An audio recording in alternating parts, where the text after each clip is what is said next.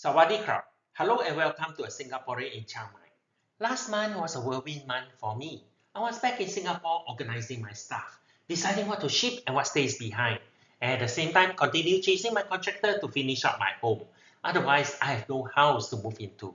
Now that things are more settled, I will start from the beginning of my journey and share my experience hunting for a place that I can call my own. Thailand is big, a few times bigger than West Malaysia, and many times bigger than the little red dot. Trying to narrow down where to settle into is like trying to find the perfect pebble on the beach. Not your sandy beach, but a beach like Hua Lian, Santa Cruz, or Tasmania that are full of pebbles. Thailand can be broken into 6 regions. Each region have their share of attractive places. We have considered all 6 regions, and I've already shared some of the better places in the first 2 videos of this series. Our goal was clear: Thailand. If you are considering many different countries, then that will take a long time as you cannot be focused. But even for us within Thailand, it took us 4 months of elimination before we eventually decided to focus on Chiang Mai. The criteria throughout our search was: 1. We want to be away from big cities. Enough of heavy traffic noise, hustle and bustles of a developed place. Convenience of cities bring with it undesirables like high bandwidth 5G, 6G radiation, and compulsory jabs of untested fluids. Second was fresh, clean air and nice weather. Well, northern Thailand does not have clean air for 2 to 4 months of the year. In fact, the whole Thailand, all the way to Vietnam, suffers this same haze issue. We can't have everything, and hence compromise on this one. At least we have nice weather during the year end. Next was open view. The best will be great expanse of paddy fields with mountains in the backdrop. Chiang Mai offers this. If you hunt hard enough, there will be some with such views. And finally, we do not just want a house. We want a house with large enough garden to grow our own food. These are my criteria. Yours may not be the same. I'm sharing these as that was what guided our search. How do we search? We did it while in Singapore, online. Most of the property advertisements are found in Facebook groups. We managed to find a dozen such Facebook groups to hunt in. One of the deciding factors for Chiang Mai was many of them can communicate in English, not so for the other regions. I know many Thai can speak English in Bangkok, but Bangkok is not in my radar. It is much more metropolitan than Singapore. Remember my criteria: away from big cities. But even within Chiang Mai province, it is big. So allow me to zoom into Chiang Mai city. The old city is where it is surrounded by a square moat. That is what most tourists know it as Chiang Mai, but it is much bigger than that. Counting this square as the first ring road. The second ring road is Route 11, but Route 11 is not a true ring as it goes down south as a highway to other cities. Anyway, they call it the second ring road. And the third ring is Route 121. While not exactly circular, at least Route 121 loops back to itself. For us, we have decided to be out and beyond the third ring road, both to be away from the city area and property prices are visibly much lower. There are many properties available in Chiang Mai. In my opinion, there are more sellers than buyers, so you are spoiled for choice. And many of these properties are new and built with quality. Many of them are cluster homes, evenly spaced, similar design, uniform color schemes. They are neat. Many also come gated, with security guarding the entrance. Most Singaporeans who are not used to unconfined places will like these for the security. It goes for around 3 million baht, around 120k Sing dollars. Yes, cheaper than your 3-room HDB. We call them Moban. Mo means a village and Ban means home, literally meaning a village of houses. However, they do not fit my criteria.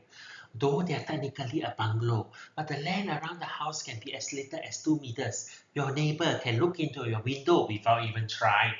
That aside, there's not enough land for my gardening plans. For my dream home, minimally must have 3 bedroom, 2 bathroom, kitchen, dining, and a living room. And about the size of a 5-room HDB. We prefer it all to be in 1 story. Age is catching up. 2 stories, just too much of a hassle. I do not need that climbing exercise to stay fit. And yes, the carport should fit 2 cars. Not that I will have 2 cars, it's just easier to park. And as for the land, enough for about 6 fruit trees, and space for shrubs like chili and eggplant, trellis for creeper melons, and space for tubers and vegetables, and a small pond for fishes, and hopefully enough for a chicken yard. And if you think I'm asking for too much, we would also like to have open space to look out. If I'm to spend my days enjoying my retirement, I want to be able to look up and not feel bored in.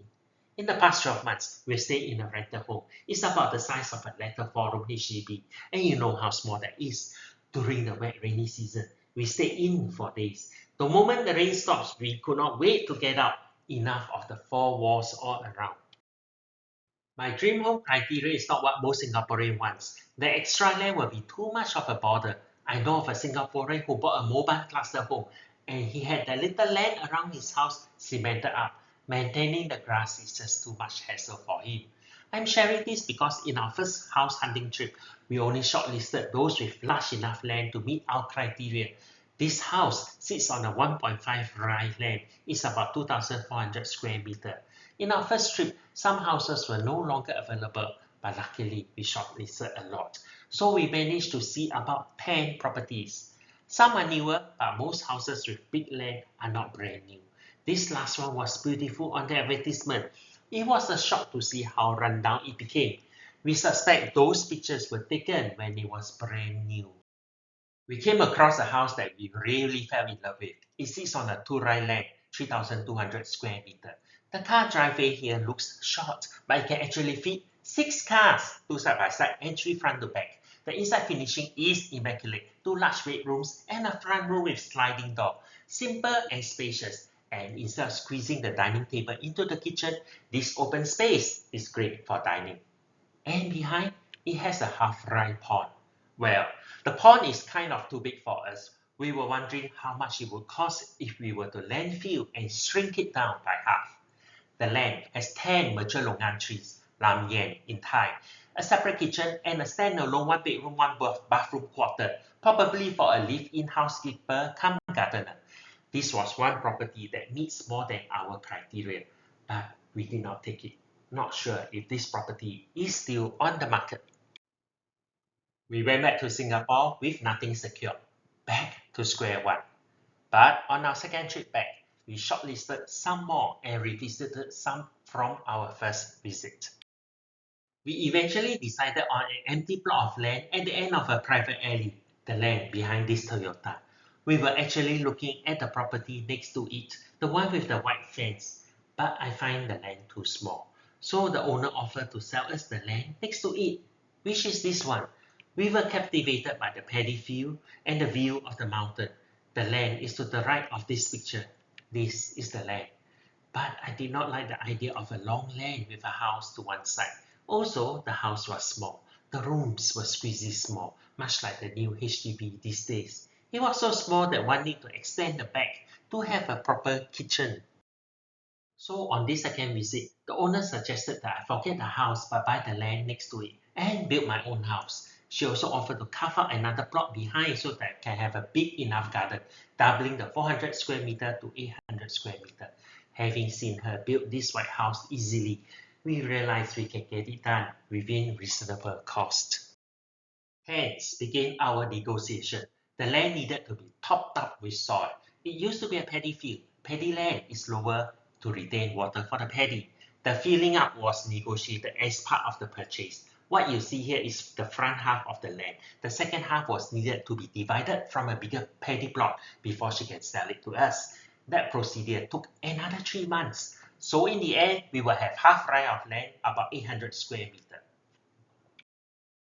So during that time, we went back to Singapore and spent the next 3 months designing our new house, among other things.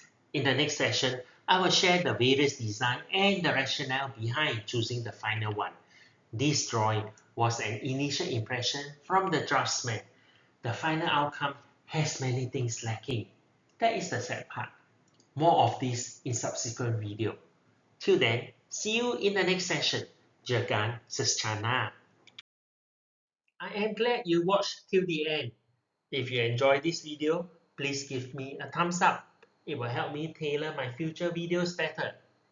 Do subscribe to my channel to keep updated. It is called Singaporean in CM. Have a nice day.